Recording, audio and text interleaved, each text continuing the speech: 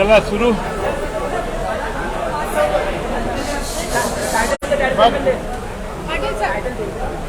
आवाज कमी करा.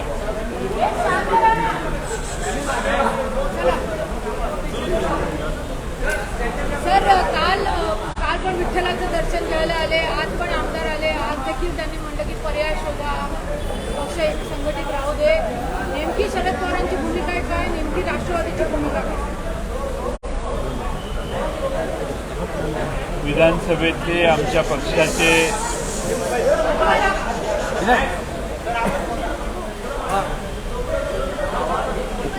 विधानसभेतील आमच्या पक्षाचे काही आमदार आणि विधान परिषदेतील काही आमदार हे सर्व एकत्रित उपमुख्यमंत्री अजितदादा पवार आणि प्रफुल्ल पटेल यांच्या समवेत पवारसाहेबांना आज भेटले. त्यांनी येऊन पवारसाहेबांचे पदस्पर्श करून दर्शन घेतले. त्या सर्वांनी पवारसाहेबांना भेटून काल जी 9 मंत्र्यांनी आग्रहाची विनंती केलेली तशाच प्रकारची विनंती पवारसाहेबांना आज केली.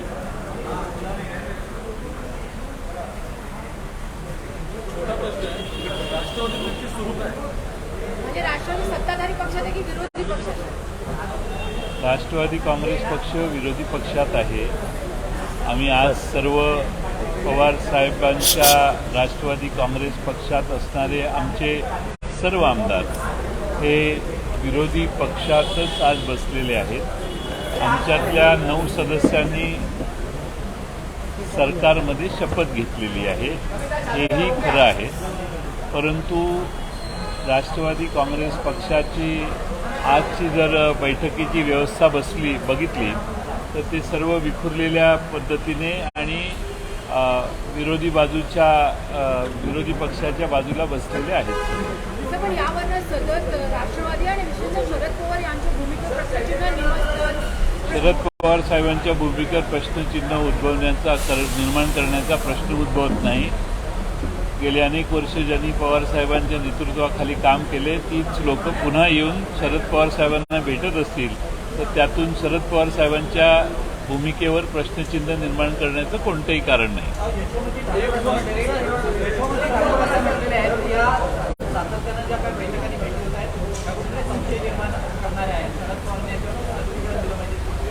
असं आहे की राष्ट्रवादी काँग्रेस पक्षात अनेक वर्ष ज्यांनी काम केलेलं आहे त्या सर्वच जण हे पवार साहेबांनी निर्माण केलेल्या राष्ट्रवादीचं एक मोठं कुटुंब आहे.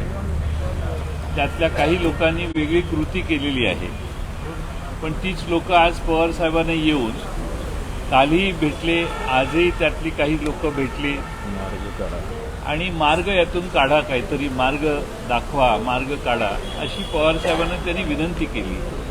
याबद्दल इतर कोणी अस्वस्थ होण्याची काही आवश्यकता आहे असं मला वाटत नाही. पवारसाहेब हे देशातले एक अनुभवी नेते आहेत. त्यांच्याकडे जाऊन त्यांनी आज विनंती केली आणि यातून काही निर्माण झालेल्या परिस्थितीतून मार्ग काढा असं पुन्हा एकदा आग्रहाने सांगितलं.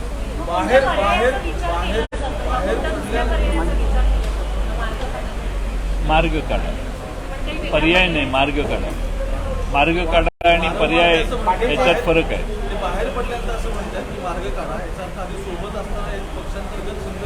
निर्माण झालेली परिस्थिती जी आहे त्यातून मार्ग काढा असं त्यांचं पवार साहेबांना आग्रहाने त्यांनी विनंती केली. माझ्यासमोर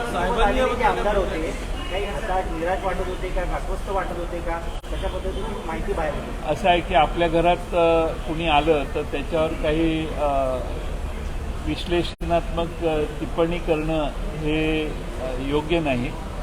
पवारसाहेबांना ते सगळे भेटायला आलेले आणि त्यांनी विनंती केली. मला ते कसे दिसत होते, ते नाराज होते का, निराश होते का याविषयी मी टिप्पणी करणं योग्य आहे असं मला वाटत. मंत्री भेटलेले होते, आज आमदारांना सुद्धा इथे योग्य वाटलं.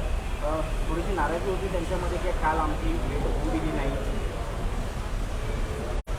मला माहीत नाही. हा प्रश्न तुम्ही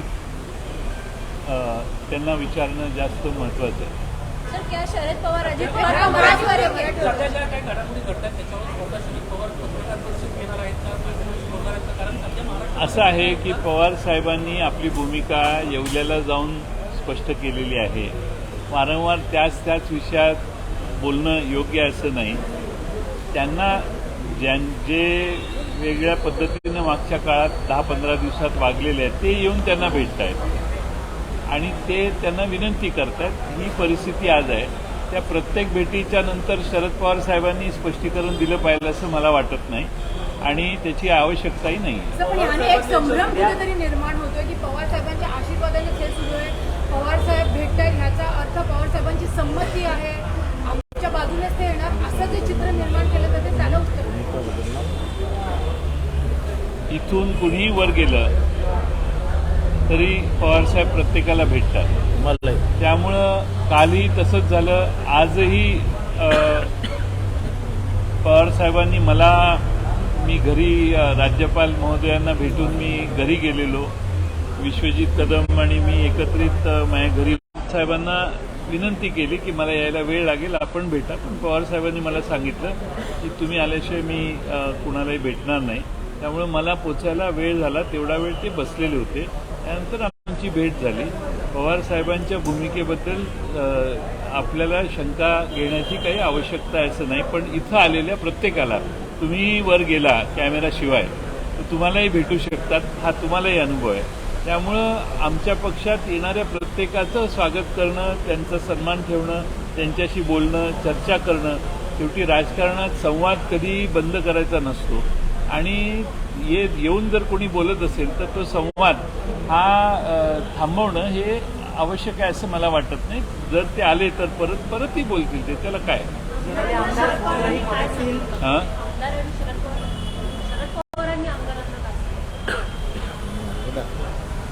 त्यांनी विनंती केली मार्ग काढा यातून. पवार साहेबांनी सांगितलं की मागच्या निवडणुका आम्ही काँग्रेस आणि राष्ट्रवादी काँग्रेस एकत्रित लढलेलो आहोत. 2.5 वर्षाचं महाविकास आघाडीचं सरकार आपण स्थापन केलेलं होतं आणि अनेक ठिकाणी आपली भूमिका वारंवार आपण लोकांच्या समोर जाऊन स्पष्ट केलेली आहे.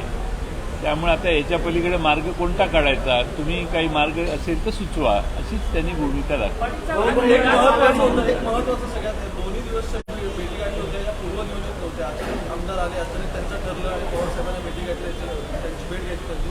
याच्या आधी पवार साहेबांनी त्यांना भेटायला नकार दिला होता म्हणून असं काय घडलं मला काय माहित नाही. विधिमंडळाच्या पहिल्यांवर आज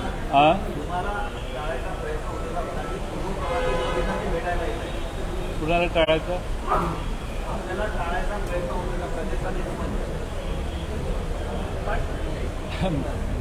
प्रश्न माझा नाही आहे, प्रश्न त्यांचा आहे. ते पवारसाहेबांना येऊन भेटणे हा प्रश्न आहे. टाळण्याचा विषयच नाही आहे याच्यात कुठं. त्यांच्याही बाजूने नाही, याही बाजूने नाही.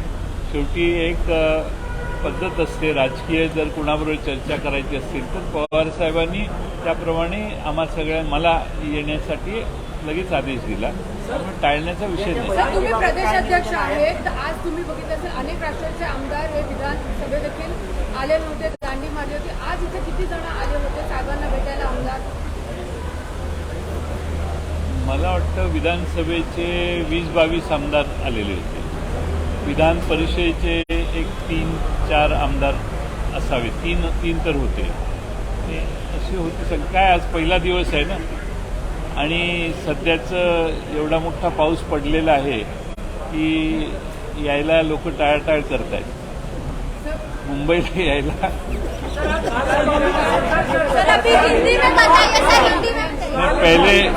पहले मराठी में बाद में हिंदी में. आज आमदारांना भेट घेतली आणि त्यातच आज विधिमंडळाच्या पायऱ्यांवर राष्ट्रवादी काँग्रेस पार्टीचे आमदार दिसून येण्यामुळे काँग्रेस टीममध्ये नाराजी होते की या देखील चर्चा सुरू झाली होती. आपलं काही काँग्रेसच्या नेत्यांसोबत बोलणं झालं का आणि उद्या सर्व राष्ट्रवादीचे आमदार जे आहेत ते काँग्रेसच्या पायऱ्यावर आंदोलन करतात पाहिलं. तर याला सोडून पायऱ्यावरती आपले आमदार आज आंदोलनामध्ये किंवा सहभागी झालेले दिसले नाही.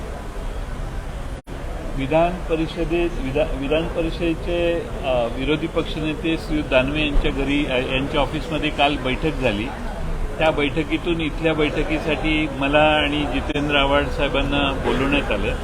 आम्ही इथं आल्यामुळं आज काय करायचं याच्याविषयी झालेल्या चर्चेत आम्ही उपस्थित राहू शकलो नाही. आज सकाळी 10 वाजता मी वर आमच्या पक्षाच्या कार्यालयात सर्व आमदारांना बोलवलेलं होतं.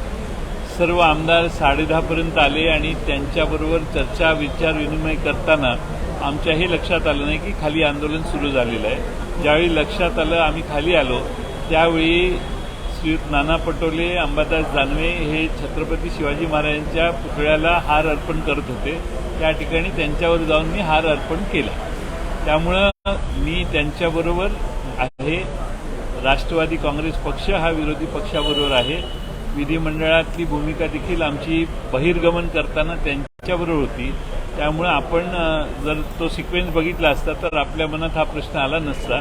उद्या सकाळी देखील 10:30 आपण पायऱ्यावर भेटू. सर हिंदी में कर ले सर आज अभी मराठी खत्म पूरी हो गई क्या? बाद में मराठी चालू नहीं कर सकते एक बार हिंदी चालू होने के बाद. वो क्या है आपको विरोधी पक्षाची उद्या बैठक आहे. हा प्रश्न पुन्हा पुन्हा विचारला जातोय. आज पवारसाहेब काय नाही गेले, पवारसाहेब खरंच विरोधी पक्षात आहेत का? आणि हे सततच्या या भेटीमुळे कुठेतरी महाविकास आघाडी राज्यात कमजोर होते, म्हणजे संभ्रम. असं आहे की कोण कोणाला भेटले यामुळे अजून कोणीतरी कमजोर होतो ही कल्पनाच चुकीची आहे. लोकशाहीत सर्वांशी संवाद साधण्याची आपण मुभा दिली पाहिजे. शेवटी संवादाने काही चांगल्या गोष्टी होऊ शकतात. संवाद बंद केल्यामुळं नुकसानच होतं. त्यामुळे संवाद चालू ठेवणं हे आवश्यक असतं. कुणी येऊन भेटत असेल, काही सूचना करत असतील तर मला असं वाटतं की तो संवाद चालू ठेवणं आवश्यक आहे. पण जे म्हटले की पवार साहेबांचं वय झाले आहे, त्यांनी घरी बसावं, त्यांच्याशी संवाद साधून काय अपेक्षित आहे? मला असं वाटतं की आपण थोडासा उलटा विचार करणं आवश्यक आहे. असं म्हणणारी सगळीच पवार साहेबांना येऊन त्यांचा आशीर्वाद घ्यायला येतात. याच्यात बरंच काही आहे नाही का? सर आज अजीत पवार आए थे अपने विधायकों के साथ पवार साहब से मिलने, उनका आने का प्रयोजन क्या था और पवार साहब उनको क्या रिप्लाई किया? नहीं, पवार साहब से वो मिलने को आए थे, यहाँ पे मिले. कल उनके सारे मंत्री जिन्होंने शपथ ली है सरकार में उनकी साथ पवार साहब को मिलने को आए थे. कल भी उन्होंने वही मांग की जो आप सारे विधायकों की तरफ से हुई कि जो भी परिस्थिति निर्माण हुई है पार्टी में और विधिमंडल में उसमें से कुछ न कुछ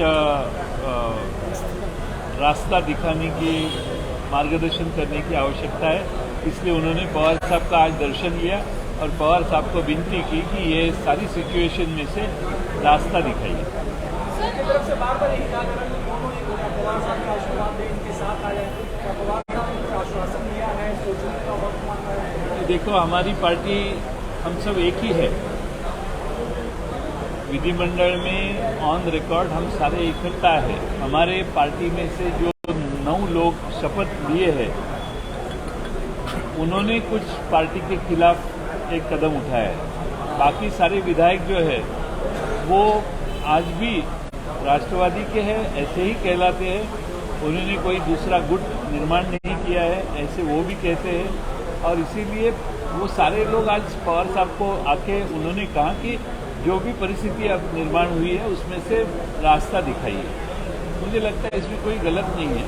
और पार्टी के लिए हमारी पार्टी के सारे विधायकों को आके पवार साहब को मिलने कहा कि ये सारे लोग 10-10, 15-15 साल, कुछ 2 टर्म 3 टर्म एमएलए रह चुके हैं. वो सारे पवार साहब को आके मिले और उनके क्षेत्र के लोग भी पवार साहब को पहचानते हैं, जानते हैं, मानते हैं. और इसीलिए मुझे लगता है कि उन्होंने आके पवार साहब से मिलना और उनको रास्ता दिखाने की मांग करना ठीक है. अभी रास्ता पवार साहब ने भी उनको कहा कि अब रास्ता आप ही बताइए क्या निकालना है. जैसे आपने कहा कि पवार साहब के मार्गदर्शन लेने के लिए सारे एनसीपी के विधायक जो है वो हमेशा आते हैं, लेकिन कल जो है वो एनडीए की बैठक है जिसमें अजित पवार खुद वहां पर जाने वाले हैं एनडीए की बैठक में. तो क्या इस बारे में कुछ सलाह मसलत हो गई आज के बैठक में? नहीं, उसके बारे में कुछ चर्चा नहीं हुई. सर, क्या शरद पवार अजित पवार को माफ करेंगे? पाटिल साहब सवाल ये है हाँ? पार्टी विपक्ष में है, पक्ष में है, सरकार में है या विपक्ष में है? आपको क्या लगता है? हम विपक्ष में बैठे हैं। मैं पार्टी का विधायक हूँ, पार्टी का गठ नेता हूँ, पार्टी का अध्यक्ष हूँ। मैं विपक्ष में बैठा हूँ और विपक्ष के साथ हम बैठे हैं। पृथ्वीराज चौहान साहब के बाजू में मेरी जगह है और हमारे अनिल देशमुख जी और सब हम साथ में बैठे हैं। मुझे लगता है उससे आपको समझ में आना चाहिए हम कहाँ हैं। सर, क्या शरद पवार अजित पवार को माफ करेंगे?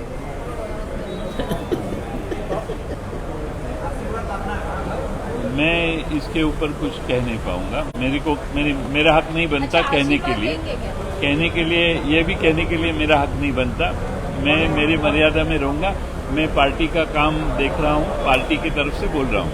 अभी व्यक्तिगत प्रश्नों के लिए मैं जवाब देना ठीक नहीं है। और साहब, पूरे राज्य की जनता संबंधित है, क्या चल रहा है राज्य में? जिस तरह से विपक्षी काला मानने को तैयार नहीं है, सत्ता छोड़ने के तैयार नहीं है और पवार साहब के जिस तरह में है जो किसी भी प्रकार से बीजेपी का दामन नहीं छोड़ेंगे। सवाल क्या है इसमें?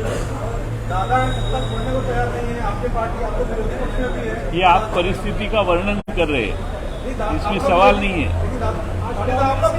कांग्रेस की तरफ से सस्पिशन मिले क्या है, मुझे भी समझ में नहीं आ रहा है कि आखिर आपका संसद में भी एक तरफ से है या उसके तरफ से कांग्रेस के नेताओं के बयान आए कि वो भी इस संदेह में है कि कांग्रेस सीपी जो है कि है दूसरे तरफ। ठीक है, आज विधिमंडल का पहला दिन है। आस्ते आस्ते सारा चित्र आपके सामने आ ही जाएगा। पहले दिन सारे सवालों का जवाब देने की आवश्यकता ऐसी मुझे नहीं लगता। सर, राष्ट्रवादी के सत्ता में आने से शिंदे गुट के कई नेता नाराज चल रहे हैं, क्या कहना चाहेंगे इस पर? ये मैंने भी सुना, आपने जो कहा वो मैंने भी सुना और काफी तेजी से वो नाराजगी फैल रही है। बोल रहे हैं। होने वाली है बेंगलोर में, उसके बारे में क्या कुछ हमारे काम राष्ट्रीय प्रवक्ता है, तो राष्ट्रीय स्तर के ऊपर के सवाल जो है आप इनसे पूछिए स्टेट ऑफ कंफ्यूजन है बिकॉज एक सिद्दीकी साहब से। सर एक तरफ जो है अजीत पवार वो एनडीए की बैठक में शामिल होंगे, दूसरी तरफ शरद पवार साहब वो अपोजिशन की बैठक में शामिल होंगे। पार्टी के कार्यकर्ताओं में असमंजस की स्थिति है कि आगे जाए तो जाए कहाँ। क्या विचार विमर्श हुआ है? पवार साहब ने किस प्रकार के दिशा निर्देश दिए आप लोगों को रणनीति को लेकर के पार्टी के कार्यकर्ताओं को? पवार साहब ने हमें क्लियर कट डायरेक्शन दिए हैं। हम हमारे पार्टी का काम कर रहे हैं।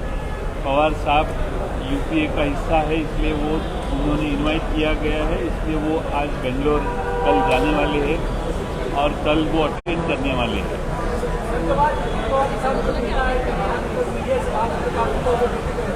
जो मांगे जो बातें उन्होंने पवार साहब से कही है उसको लेकर वो पॉजिटिव है, ऐसा उनको बॉडी लैंग्वेज ऐसा हुआ कि उन्होंने बोला।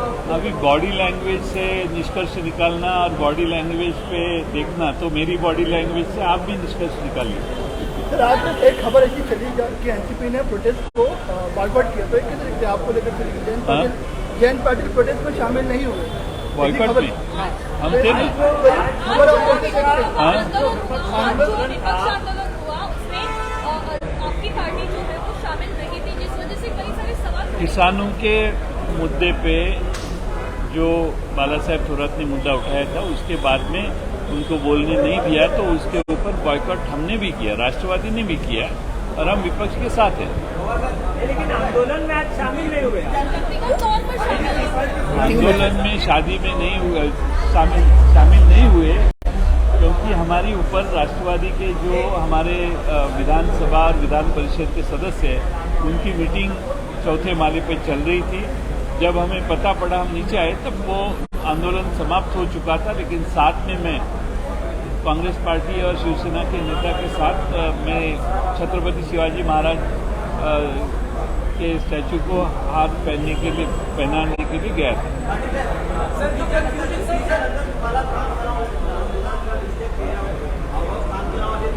कोणाच्या कधी कधी कधी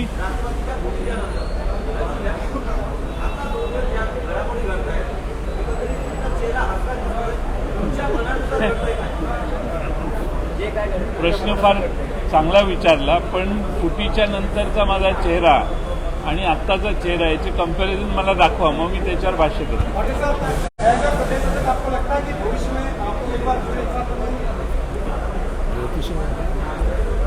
ऐसा है कि मैं कोई ज्योतिष के भूमिका में नहीं हूँ. आज की जो परिस्थिति है वो एक्सेप्ट पॉलिटिक्स में करनी पड़ती है. आज की वस्तुस्थिति के साथ जो परिस्थिति आपको मालूम है वही मेरे को मुझे मालूम है, वही वस्तुस्थिति है. अभी आगे जाके क्या होगा इसके ऊपर आज कहना ठीक नहीं है.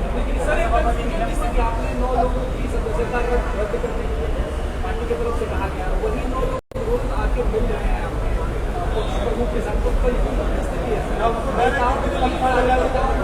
हाँ? नेताओं और कार्यकर्ताओं की सदस्यता रद्द करने के बाद रोजाना उनके साथ मुलाकात मीटिंग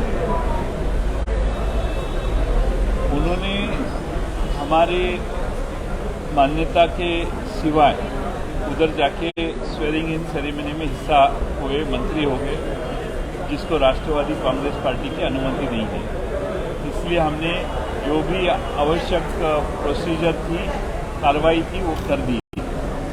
अब वही लोग शाम को आके मिलते हैं पवार साहब को, तो मिलना तो आके मिलते हैं तो क्यों मिल रहे हैं, वो तो विनती करने को आ रहे हैं साहब को. मुझे लगता है इसमें कोई हर्ज नहीं है. क्या आपकी बात मैंने बोला ना शुरू जयंत में. पाटिल, क्या आपकी बात अजीत पवार से हुई है? क्या व्यक्तिगत पे कोई बात हुई आपको? हाँ? अजीत पवार की बात आपसे नहीं मेरे